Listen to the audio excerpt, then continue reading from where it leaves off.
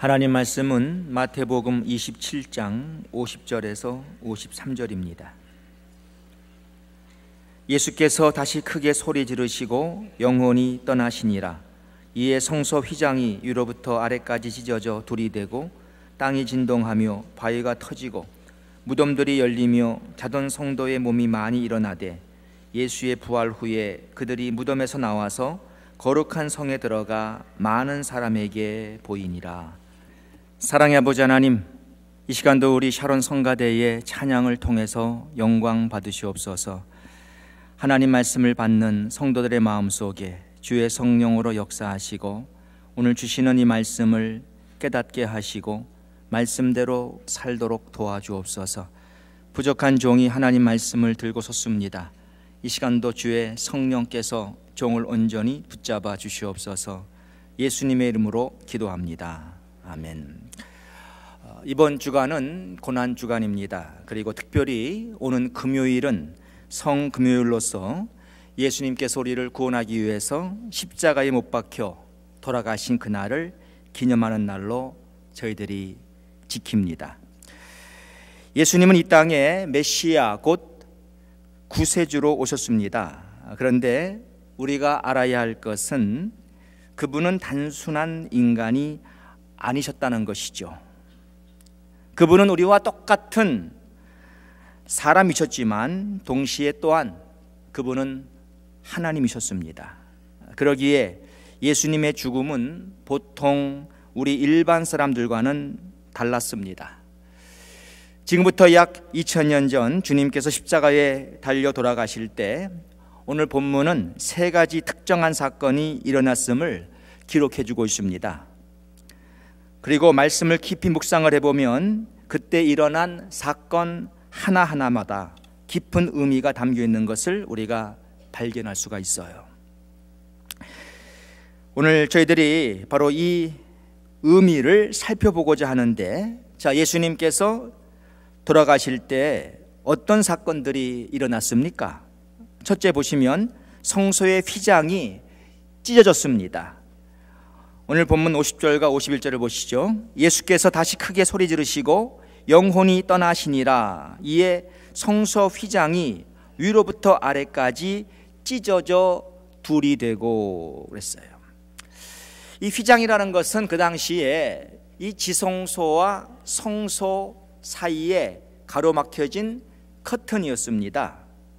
근데 우리가 알아야 할 것은 이제 이 성소는 제사장이 매일 들어가서 그곳에서 분향을 하고 일을 하는데 어떤 제사장도 그 커튼을 넘어 지성소에 들어갈 수 없습니다.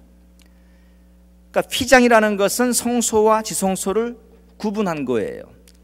이 지성소라는 곳은 이제 대제사장만이 들어갈 수 있는 곳인데 그도 1년에 딱 한 번 대속죄일 날 그날 들어가는 거예요.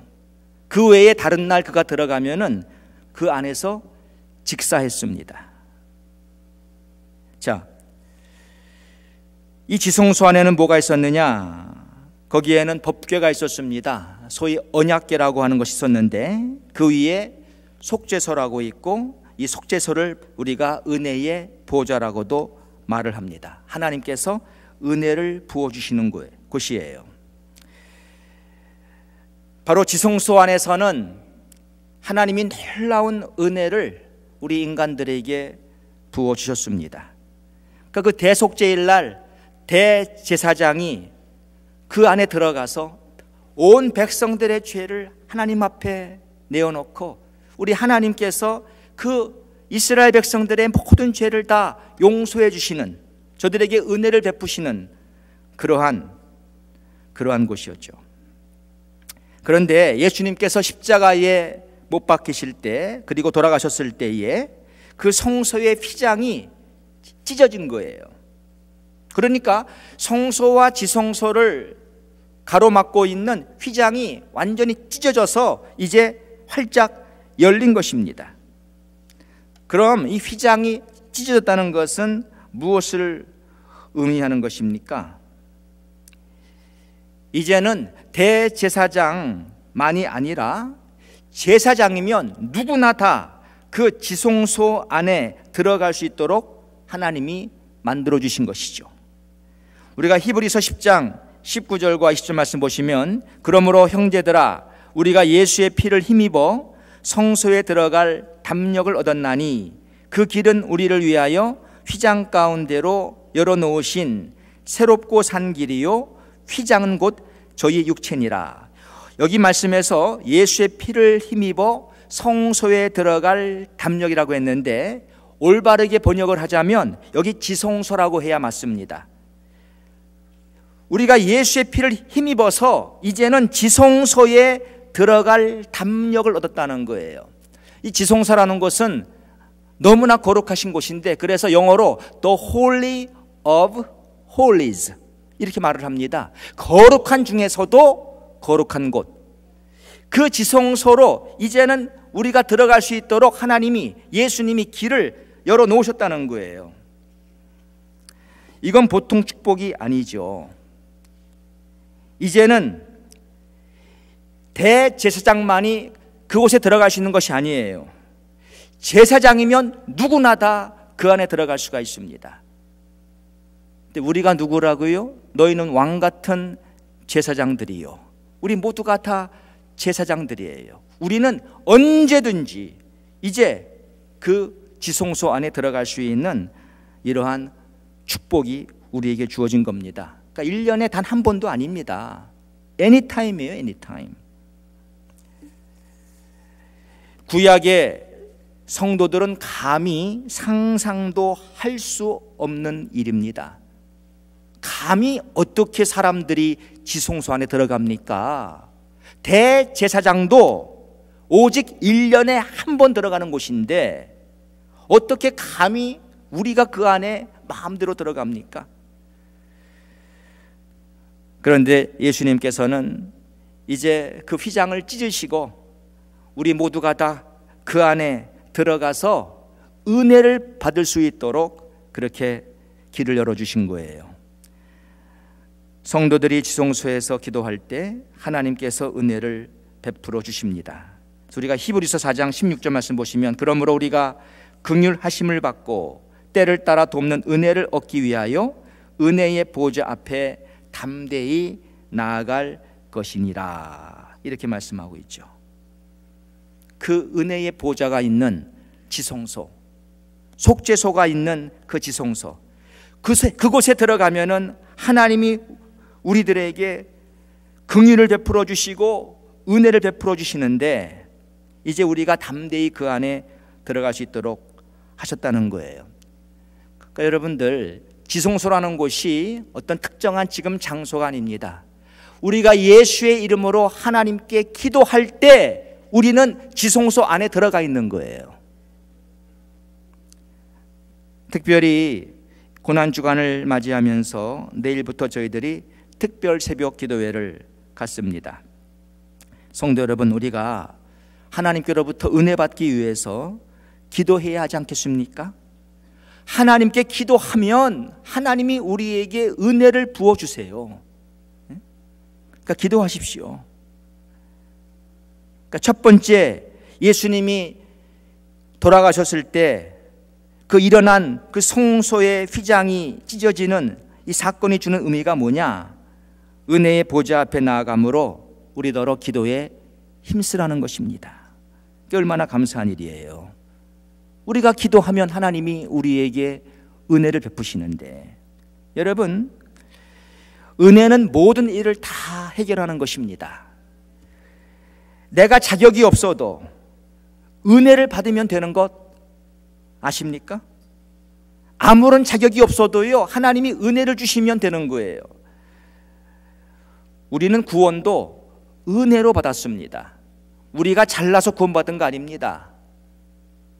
하나님이 이 부족하고 죄 많은 우리들인데 은혜를 부어주셔서 우리가 구원받은 거 아니에요? 너희가 그 은혜를 인하여 믿음으로 말미암아 구원을 얻었나니, 은혜로 받는 거예요. 은혜로.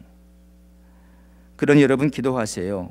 내가 심히 부족하고 내가 심히 연약해도 하나님의 축복을 받을 만한 아무런 자격이 없어도 하나님께 우리가 기도하면 하나님께서 그 기도하는 사람에게 은혜를 부어주신다는 거예요.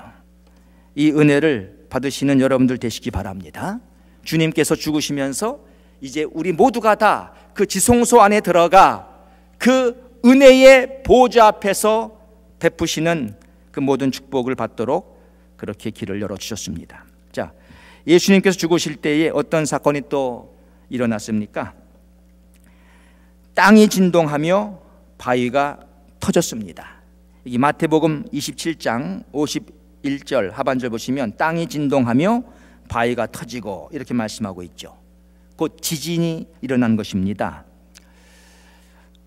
얼마나 그 당시의 사람들이 놀랐겠습니까? 여기 바위가 터질 정도의 지진이니까 결코 작은 지진이 아니었어요. 여러분, 일반 사람이 죽을 때에 어떤 주목할 만한 특이한 현상이 일어납니까? 아니죠.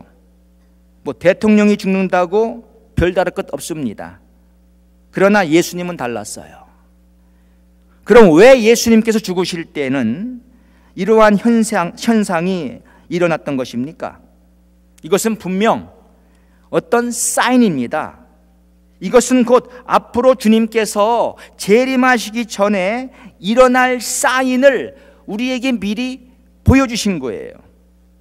왜냐하면 성경은 예수님이 재림하시기 전에 이 땅에 몇 가지 사건이 일어날 것을 말씀합니다. 우리가 마태복음 24장 3절 말씀 보시면 이런 말씀이 있어요. 예수께서 감람산 위에 앉으셨을 때에 제자들이 조용히 와서 이르되 어느 때에 이런 일이 있겠사오며 또 주의 임하심과 세상 끝에는 무슨 징조가 있사오리이까? 이걸 질문했습니다. 아니, 예수님 재림하실 때 이 세상 끝날에 어떠한 사인, 어떠한 징조가 있겠습니까? 자, 그때 주님께서 어떤 답을 주셨습니까?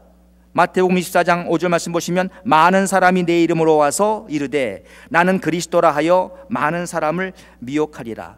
그러니까 이 세상에 많은 가짜 그리스도들이 나타나가지고 사람들을 미혹한다는 거예요. 또 24장 7절 말씀 보시면 민족이 민족을, 나라가 나라를 대적하여 일어나겠고 곳곳에 기근과 지진이 있으리니 그랬습니다. 곳곳에서 전쟁과 기근과 지진이 일어날 것을 말씀했어요. 그러니 이 세상 종말에 예수님이 재림하시기 전에 특별히 이 네 가지 사인이 앞으로 있을 것이라고 예수님이 말씀하신 것입니다. 가짜 그리스도들의 출현, 전쟁, 기근, 지진, 이 네 가지예요. 그럼 예수님이 십자가에서 돌아가실 때 큰 지진이 일어난 그 의미가 무엇입니까? 너희들이 앞으로 이러한 사인들을 보거든 예수님의 재림이 가까이 왔음을 우리더러 알라는 거예요. 예수님의 재림 전에 일어날 그 네 가지 사인 중에서 그 지진의 사인을 보여주시면서 이제 너희들이 이러한 사인들을 보면 곧 많은 가짜 그리스도가 나타나고 곳곳에 전쟁이 일어나고 기근이 임하고 지진들이 일어나는 걸 보면은 주님이 이 땅에 오실 그날이 주님의 재림이 가까이 왔음을 알고 우리더러 준비하라는 것입니다. 그런데 오늘날의 이 주님의 재림을 전혀 준비하지 않은 채 살고 있는 그리스도인들이 얼마나 많습니까? 우리는 이미 약 2000년 전에 제자들에게 주님께서 이제 재림하실 때 세상 종말에 일어날 일들을 말씀해 주었어요. 자, 어떤 징조들이라고요? 많은 가짜 그리스도가 나타나서 많은 사람들을 미혹하리라. 여러분, 지금 세계적으로 얼마나 이 가짜 그리스도가 많습니까? 자기가 그리스도라고 자칭하면서 사람들을 속이고 많은 사람들은 여기에 미혹돼 저들을 쫓고 있지 않습니까? 뭐 그 중에 대표적인 한 사람이 통일교의 문선명이었거든요. 그러나 문선명뿐만이 아니라 이 세상에는 많은 가짜 그리스도들이 있습니다. 제가 지난 2008년도에 인도에 갔을 때 인도 공항에 어떤 사람의 이 포스터가 붙어 있더라고요. 인도 사람이었어요. 제가 궁금해서 거기 인도에서 사역하시는 우리 김정구 선교사님께 그 포스터가 누군지 물어봤습니다. 그랬더니만 이제 지금 현재 그 당시에 인도에서 문제를 일으키고 있는 가짜 그리스도, 그 사이비 집단의 교주라는 것이죠. 제가 그때 인도 선교 중에 이 선교사님과 함께 다운타운의 어느 식당에서 식사를 했는데, 식사를 마치고 나오고는 잠시 걸으면서 휴식을 취하다가 일어난 일이었습니다. 어느 외국인 커플이 거기 있더라고요. 그래서 제가 저들에 다가가가지고 말을 걸었어요. 보니까 이 프랑스에서 왔더라고요. 근데 인도는 어떻게 왔는가 물어보니까 어느 집회에 참석하기 위해서 왔다는 거예요. 대화를 계속 하다가 바로 그들이 말하는 그 집회가 제가 공항에서 본 그 포스터 주인공의 집회인 것을 알게 되었습니다. 그러니 프랑스에서까지 그 가짜 그리스도를 보기 위해서 인도까지 이들이 왔던 거예요. 여러분, 이 지구상에는 수많은 가짜 그리스도가 지금 있습니다. 주님이 예언했잖아요. 사인을 줬잖아요. 둘째, 전쟁의 사인 줬습니다. 얼마나 많은 전쟁들이 지난 20세기에 일어났으며 지금도 일어나고 있습니까? 뭐 세계 제1차 대전, 세계 제2차 대전, 한국 전쟁, 베트남 전쟁, 걸프전, 아프가니스탄전, 뭐 이라크 등등, 뭐 지금도 세계 각처에서 전쟁과 내전들이 일어나고 있습니다. 수많은 전쟁이 있어요. 또 기근이 임할 것이다. 20세기에 와가지고는 이 기근의 문제는 날로 심각해졌습니다. 뭐 아프리카는 물론이거니와 뭐 우리 90년대에는 우리나라 북한 땅에도 기근이 와가지고는 많게는 300만 명이 그때 굶어 죽었다고 합니다. 여러분, 300만 명. 우리 동포들이에요. 먹을 게 없어서 죽은 거예요. 그래서 고난의 행군이라는 그런 말 나오지 않았습니까? 지금도 굶어 죽는 사람들이 우리나라 북한 땅에도 허다합니다. 자, 기근이 찾아왔습니다. 이게 문명이 지금 최고도로 발달한 이때 이런 게 찾아온 거예요. 또 지진, 여러분들이 지진의 역사를 공부해 보시면은 세계 10대 지진 가운데 가장 큰 지진 10개 가운데 9개가 20세기에 일어난 지진입니다. 그리고 이 지진의 빈도수를 우리가 보면은 시대가 갈수록 더 이것이 많아진 거예요. 아니, 예수님께서 친히 세상 종말에 이러한 4가지 사인들이 일어날 것을 말씀하셨고, 그 말씀하신 그대로 다 이루어졌음에도 불구하고 이 주님의 재림을 생각하지 않고 살고 있는 그리스도인들이 있으니 어떡하겠습니까? 세상 사람들이야 성경을 모르고 또 안다 해도 믿지도 않는 사람들이니까 저들은 상관할 것도 없어요. 그런데 아니, 예수를 믿는다 그러고 성경을 믿는다고 하고 있는 우리가 아니 친히 이렇게 주님이 세상 종말에 일어날 이 4가지 사건, 이 사인들을 다 보여주신데도 불구하고 우리가 지금 이 세상의 종말인 걸 모르고 예수님이 곧 재림하실 것을 모르고 나태하게 이런 모습으로 살고 있으니 어떡하겠냐는 것이죠. 마태복음 16장 1절에서 3절 말씀 보시면 이런 말씀이 있어요. 바리새인과 사두개인들이 와서 예수를 시험하여 하늘로부터 오는 표적 보이기를 청하니 예수께서 대답하여 이르시되 너희가 저녁에 하늘이 붉으면 날이 좋겠다 하고 아침에 하늘이 붉고 흐리면 오늘은 날이 굳겠다 하나니 너희가 날씨는 분별할 줄 알면서 시대의 표적은 분별할 수 없느냐 그랬어요. 아니, 너희들이 하늘 보면서 날씨는 분별하는데 이 시대의 표적은, 이 사인은 너희들이 분별할 수가 없느냐? 이렇게 지금 많은 가짜 그리스도들, 전쟁들, 기근과 지진들이 이렇게 일어나고 있는데 너희가 이 시대를 분별하지 못하고 있느니?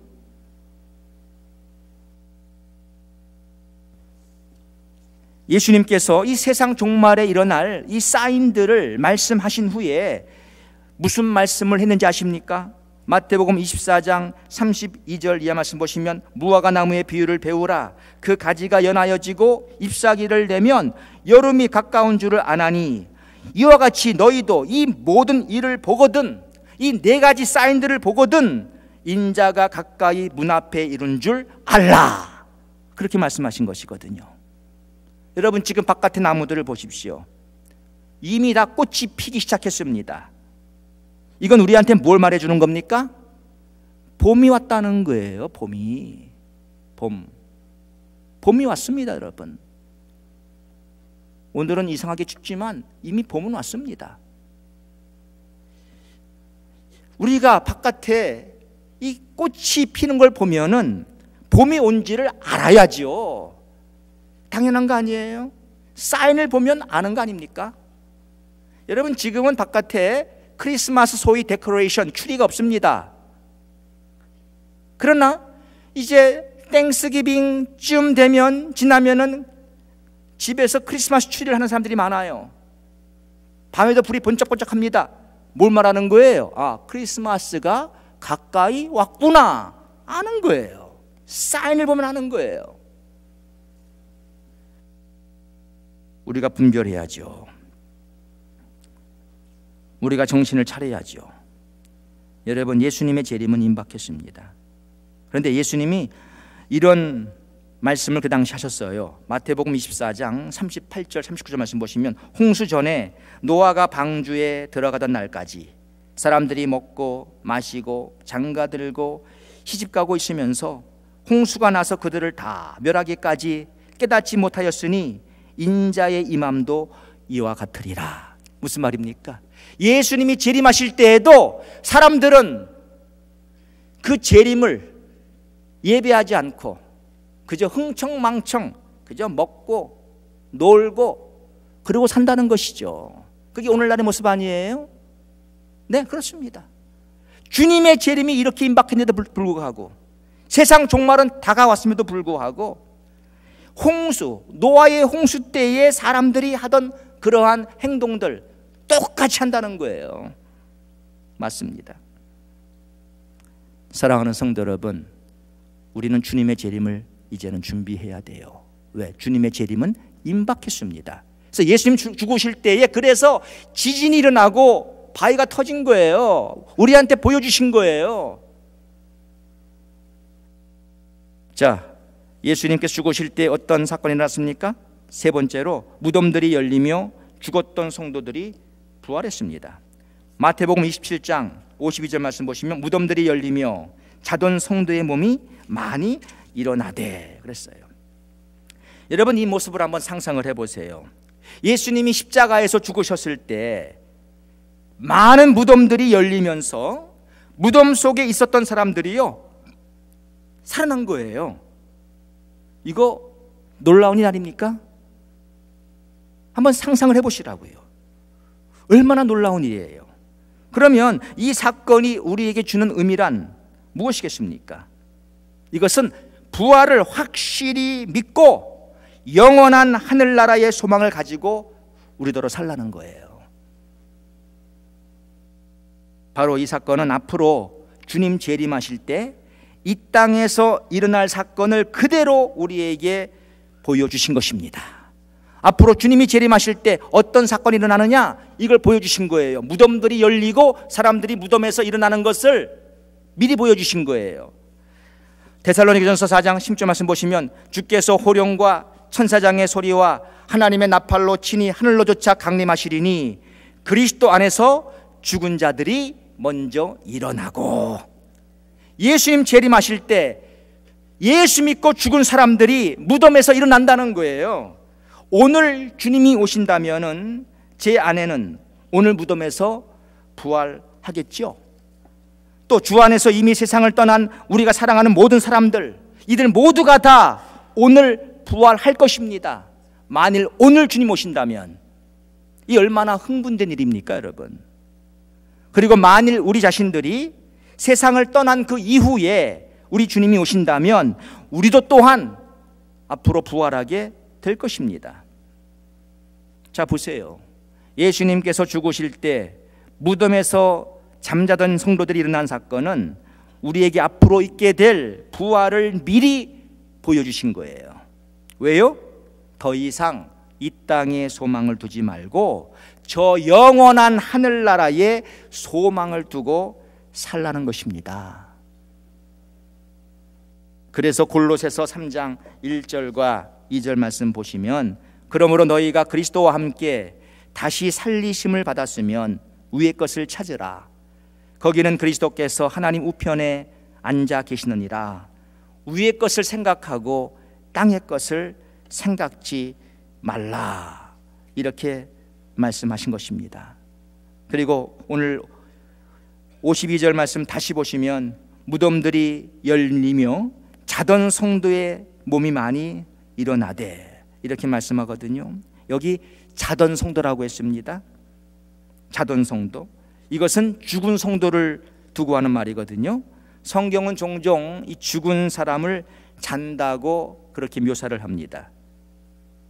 우리가 데살로니가 전서 4장 10절 말씀 보시면, 형제들아 자는 자들에 관하여는 너희가 알지 못함을 우리가 원치 아니하노니 이는 소망 없는 다른 이와 같이 슬퍼하지 않게 함이라. 여기서 자는 자들에 관하여는 뭐예요? 죽은 자들을 두고 하는 말이에요.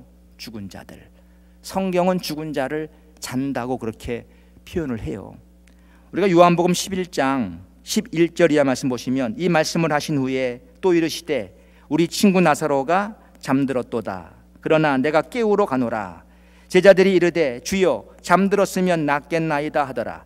예수는 그의 죽음을 가리켜 말씀하신 것이나 그들은 잠들어 쉬는 것을 가리켜 말씀하신 줄 생각하는지라. 이에 예수께서 밝히 이르시되 나사로가 죽었느니라. 성도 여러분, 왜 성경이 죽은 자를 잔다고 합니까? 왜? 자는 자는 깨거든요. 우리 모두 다 지난밤 다 잠자고 오늘 아침에 깨어 일어나서 여기 온 겁니다. 자는 자는 다 깨거든요. 성경에서 죽은 자를 잔다라고 말씀하고 있는 것은 뭐냐면, 죽은 자도 깨어나는 날이 오기 때문에 그래요.